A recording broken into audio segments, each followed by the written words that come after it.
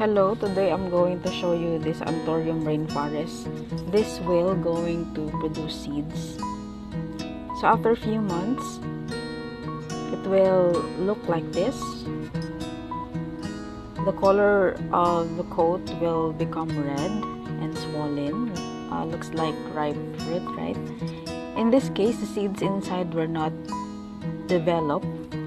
There are supposed to be 2 seeds inside as you pop it.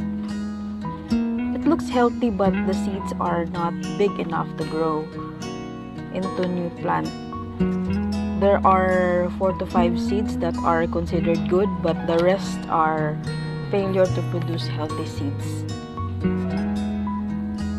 So this is how to tell if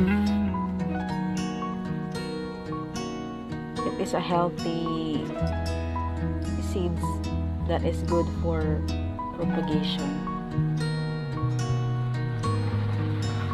As you can see, as we take a closer look, there is no seeds, or if there is seeds inside,